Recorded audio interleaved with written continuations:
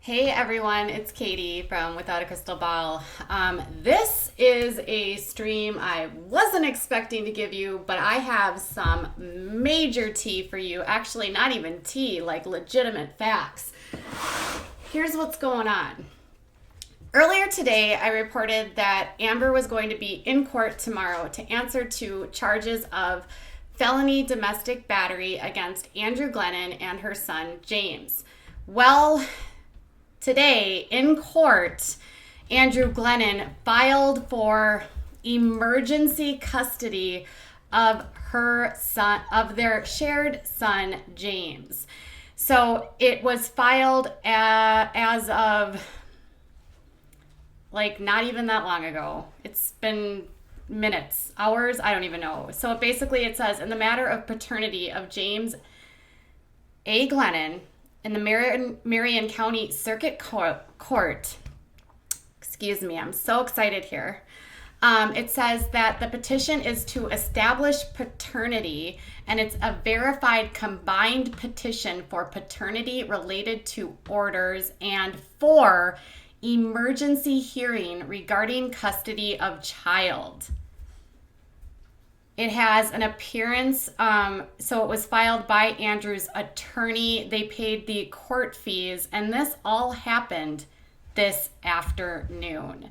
So it appears that Andrew is taking steps to get full custody of his son by getting a confirmed paternity test to confirm that he is the father, and then following the paternity test confirming him being the father, requesting that the court award him custody of his son. This does not bode well for the relationship between Andrew and Amber.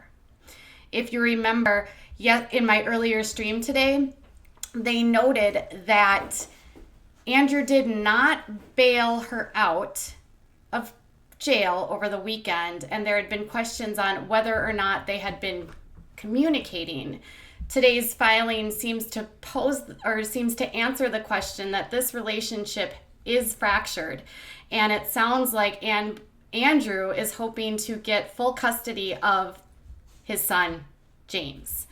Now, I've been watching a bunch of the Teen Mom OG episodes to kind of get a sense of what's been going on with Amber, what could have caused this, and I've also been doing some digging on Twitter and other social media accounts. Here's what I've learned, and nothing has been confirmed, but some of this has been widely speculated, and some sources connected to the Marion County Jail dropped some nuggets on social media, basically saying that on the day that Amber was brought into court or into the jail after her arrest, people at Marion County Jail were told that she was coming in. It was a high-profile person due to their fame from a TV show, and that the individual that had been arrested was currently detoxing from drugs. There's been a lot of speculation whether or not she's been sober over the past few months, whether she's been still using.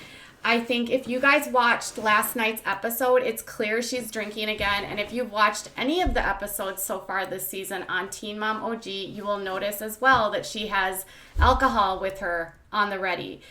I also was able to do some digging and found a massive altercation where she went completely animal, like back to the wild Amber that we knew years ago, even the Amber that showed up on Marriage Boot Camp when she was with Matt, of her going off on Janelle. Now, for those of you that follow all of this drama, this is probably not news to you.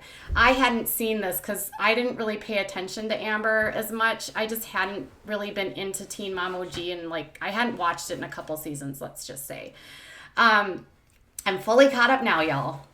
So here's the thing. She went off on Janelle saying that she knew that Janelle was involved in a domestic violence situation and was pleading with Janelle to like leave her abuser. Then Janelle pops off and screams at her, and it ends up with Amber screaming like, wow, explicatives, and she was talking about how she was the OG, she was the first OG, she's the reason why everyone is famous, she's the reason why everyone has money, that Janelle should be appreciating her, and she's also using a lot of explicatives, talking about how she's going to kick her ass.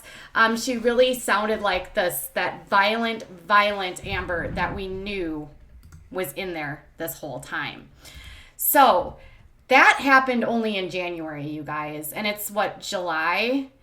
In the beginning of this season on Teen Mom OG, she did address it and said that she just needed to like address what happened, say she's sorry, and she needed to move on. However, throughout this entire season thus far, she has been struggling with her mental health, and Andrew, for his best, Andrew just seems like a deer in headlights when it comes to her.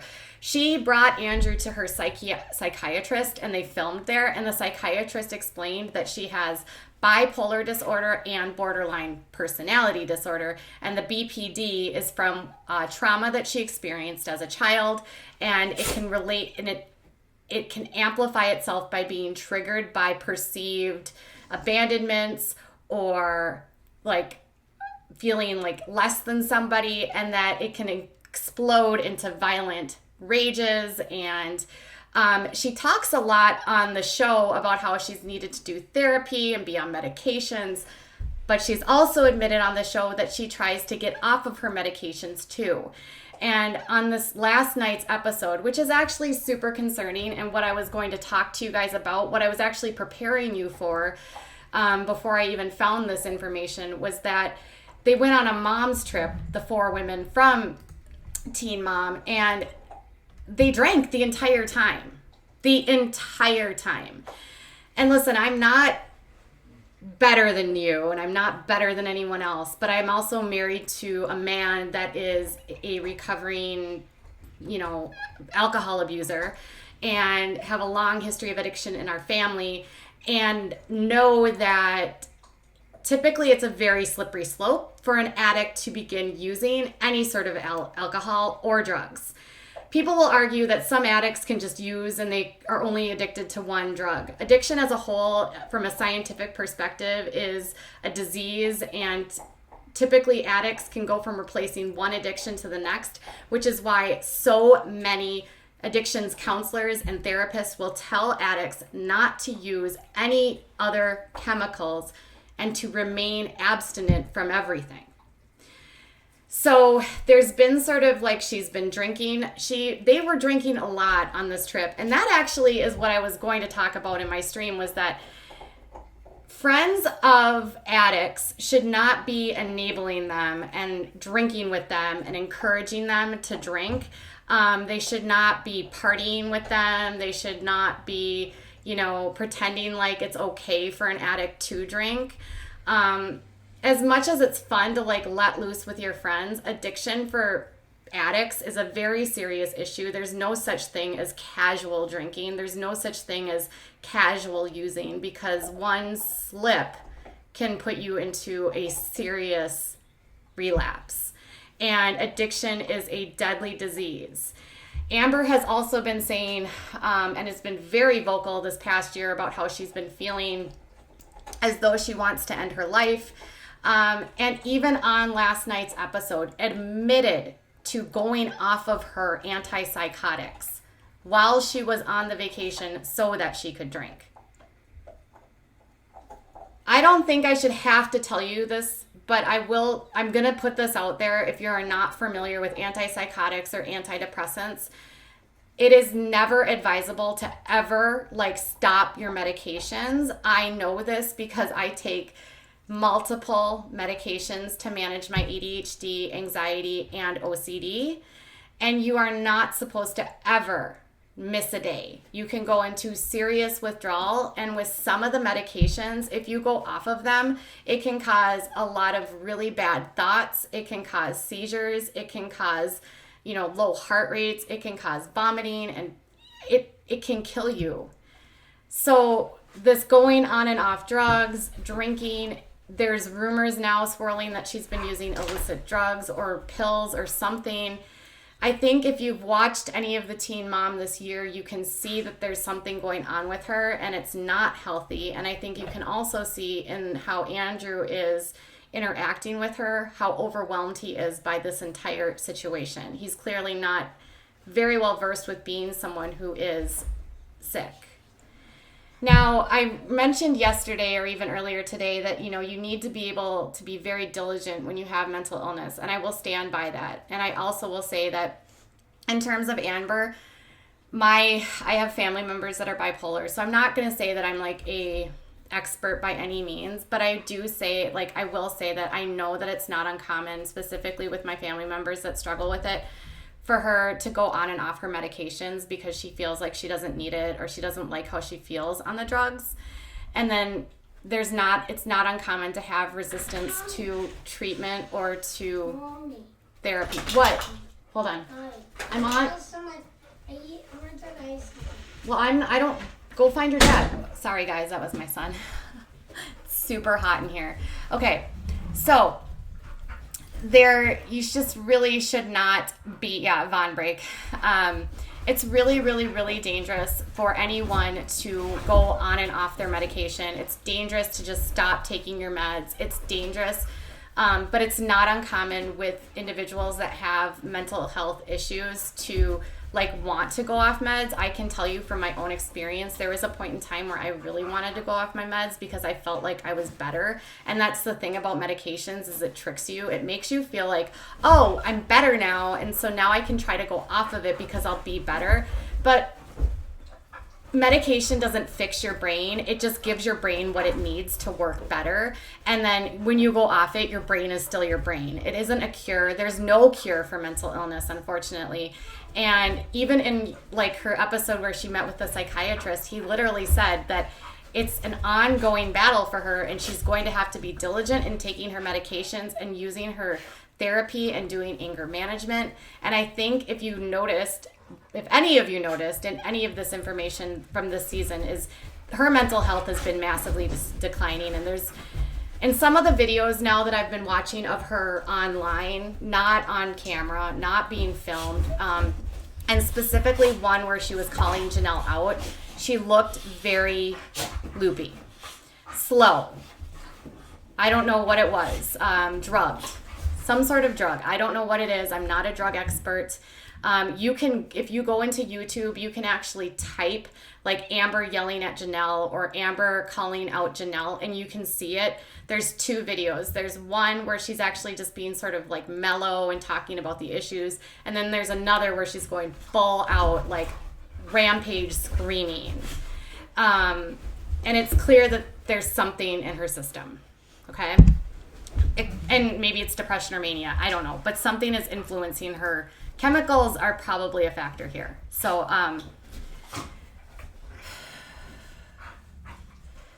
okay, yes. And Tiff, in regards to BPD, borderline personality disorder. So on the episode where she met with the psychiatrist, he was talking about how borderline personality disorder can happen where there is trauma in the childhood that's unresolved. Oh my God, you guys, my dogs are going nuts. Stop. Unresolved. Getting very attached to things very quickly, but then also once things end, being very blowing up relationships, sort of self-sabotaging things, overreactions to when things end, extreme emotions from intense love to extreme hate. But it's also something that can't easily be managed with medications because it's a pattern of behavior. And that's the trouble with BPD, is that it's not like a chemical imbalance. It's a reaction and a learned set of skills of coping mechanisms from somebody when they are a child, and it sort of translates as they go through life. I hope I did that explaining well enough, Tiff. Amber did say that when she was 18, she initially believed that she didn't have bipolar disorder, but she was diagnosed 4 separate times with bipolar disorder. So after that, she believed that she had it. And then the psychiatrist on the show said that she was diagnosed with both. Hold on one second. Come on, you guys.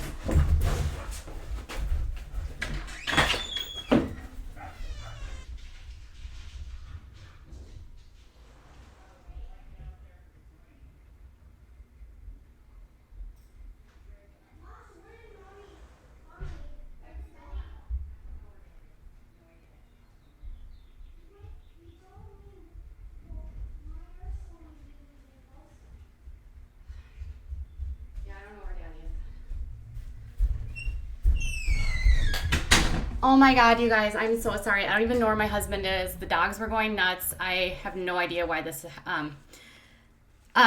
okay. So,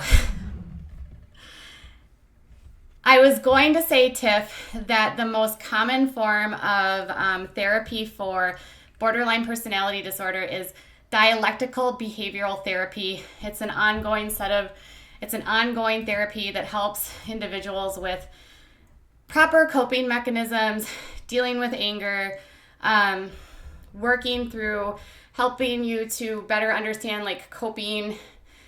So much goes into DBT. I have friends, mind you, that have done DBT, and if done correctly and done ongoing, it is life-changing for people and can really help people manage the most intense aspects of borderline personality disorder. Now, I want to say something really quickly here. Lots of people have BPD and they don't act like Amber, okay? Like, a lot of people have bipolar and they don't act like Amber. And the thing is like, they both have extremely high incidences of suicidal tendencies because they are intense in terms of like their inability to,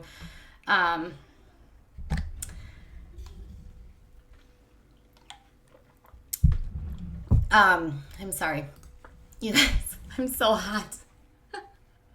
Okay. Bipolar disorder and borderline personality disorder can actually be like high risk for suicide.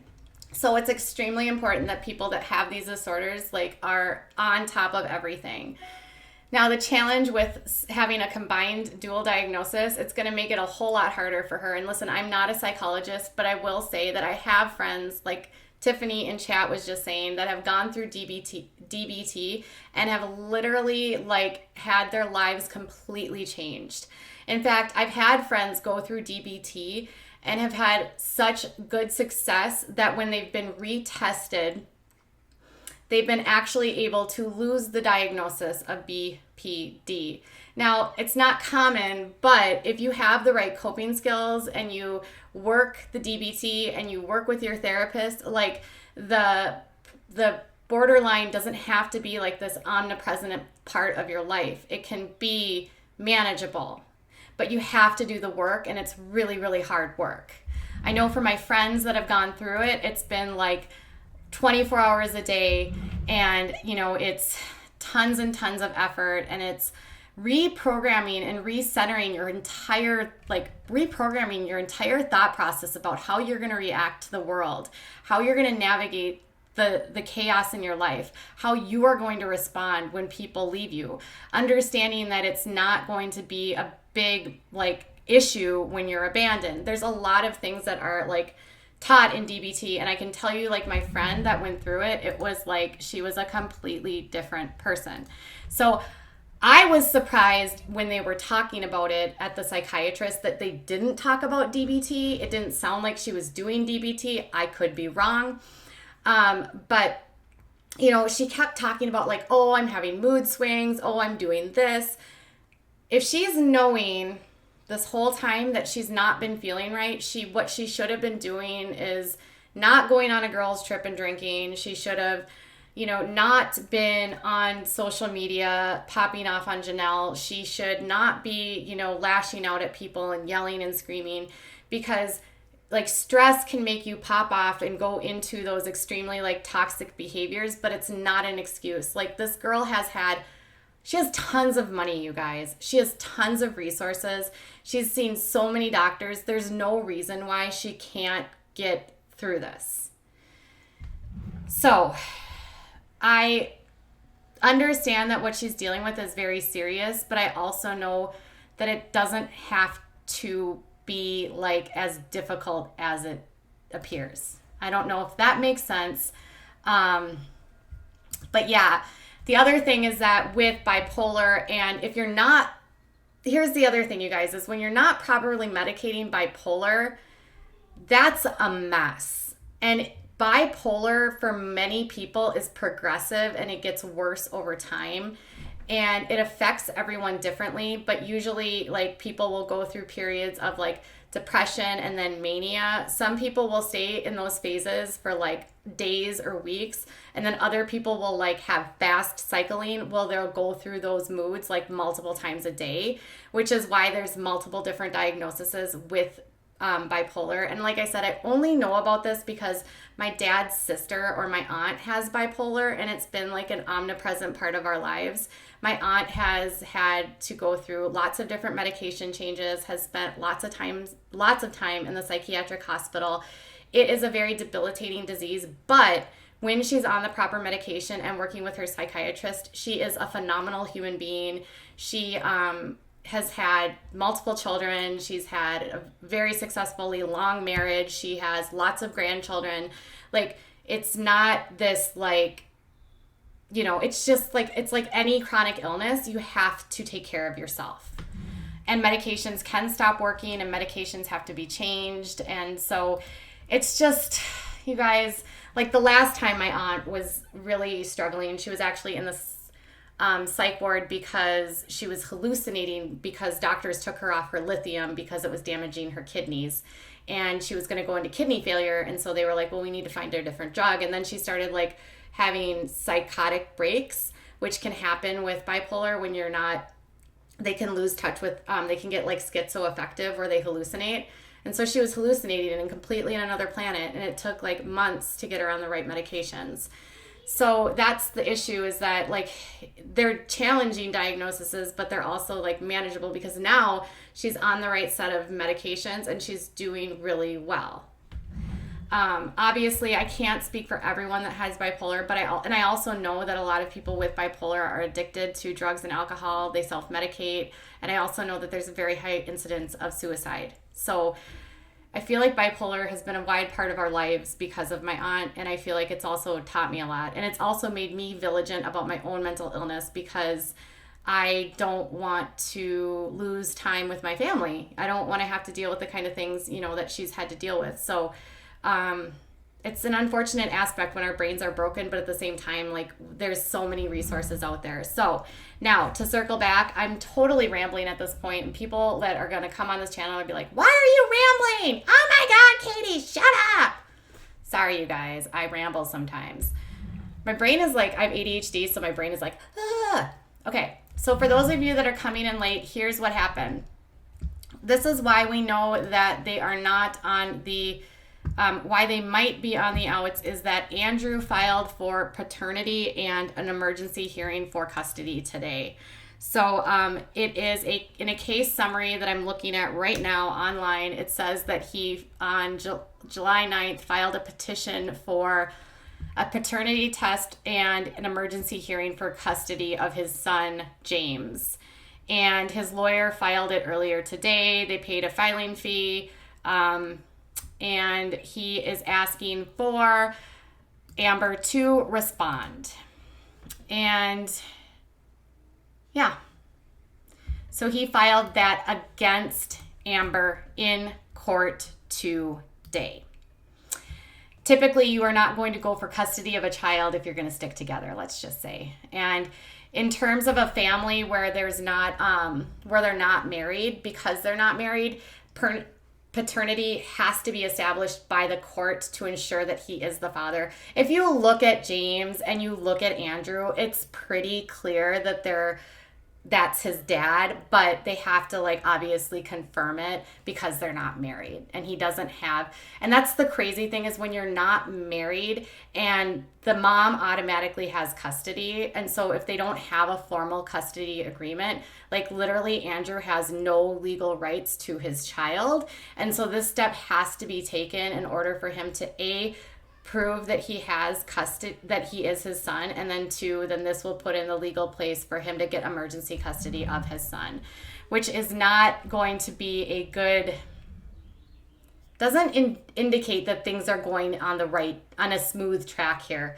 And I think if you've seen their relationship, they're a very odd match, and Amber seems very high strung for the very mellow Andrew, let's just say.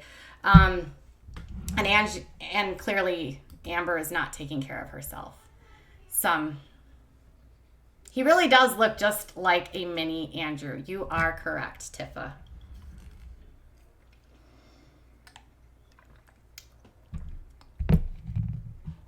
Yes, correct, Poppy.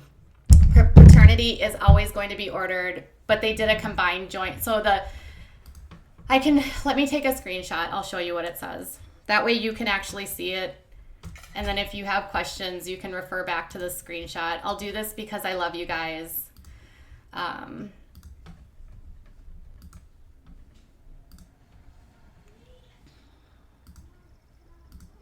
do ramble sometimes. It's annoying. It's more like I'm super hot, you guys. And, oh God, this is huge. Okay. So if you can see this, if you see that, it says chronological case order, and it just says verified combined petition for paternity related to, and then it says emergency hearing regarding custody of child, and it's for Andrew Glennon, and then appearance for an attorney, Andrew Glennon. And then at the very top of it, it basically says like James, it has Amber's name on it, and it has Andrew's name on it. So that is the context from the court. And let's see. And it's in the juvenile paternity court, which is actually interesting because not a lot of states will make paternity tests like public. It's crazy. I'm actually shocked. I look at a lot of court records daily for my job, you guys. Like I was literally just on courts in Alabama trying to get a bunch of court documents for this crazy pastor who like molested a bunch of boys, and I couldn't find anything. And like for Indiana to have like juvenile paternity on there is wild. I've never seen juvenile paternity actually being available. So, because typically cases related to minor children are closed. So yeah, I am extremely glad that Andrew's taking the steps to do this. And honestly, having witnessed, like just seeing what he's like in filming, he seems like a pretty steady guy. He seems like he's very mature and level-headed. You know, who would have thought that Gary would be like the dad of the year? Who knew? Now maybe it's going to be Andrew's turn. The sad part is now this is another child that could potentially be raised without their mother. Which is, you know, someone in my comments on my stream from yesterday or from earlier today was saying that like they really feel bad for the kids. And I can't tell you, like, honestly, like, really what motivates me to, like, talk about this isn't necessarily about Amber or about Janelle. I really could care less about them. My, like, motivation always when covering this stuff is because of these kids. Like, I feel terribly that these kids are on TV, that they don't have a choice, that this is, like, their parents made this decision for them. This is like their entire lives are on the cameras constantly. And then to know that like this whole MTV like show has created monsters, really taken girls that had really unfortunate circumstances with teen pregnancy, which by the way can happen to anyone. But the fact that they had all this money thrown at them, I think really did stunt them, and a couple of them just never really left that mentality of being a teenager because they never had to. Someone pointed out that some of these people have done side jobs, like Macy and her husband started a clothing line, and But I want to point out that Macy's husband, Taylor, already had a career, and he was like a well-known like motocross or like a bike, some sort of, he already had a really high profile job. He was well known.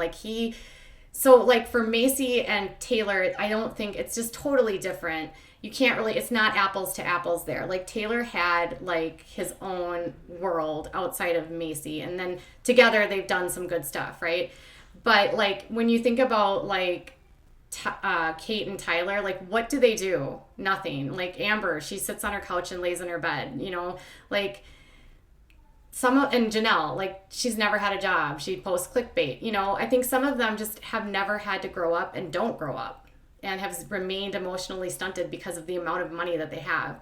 And so someone in my comments was saying, well, they've all started their other jobs and they've been able to like launch these other products. And they said, well, like Amber has like clothes or makeup or something, and Janelle's launching makeup and stuff. You guys, all of that is contingent on like them staying relevant in the social media and media world. Without their names being present, without like constant media exposure, none of them would sell a damn thing. Makeup is an extremely competitive market, and so is the clothing brand, and so is the clothing field. Like those are like two of the hardest industries to be successful in because there is so much competition. So the idea that they're going to be like having these brands for years and years and years following the cancellation of the show is highly unlikely. So everything that they have is very contingent on their positions on Teen Mom, and still not 9-to-5 jobs, I should add.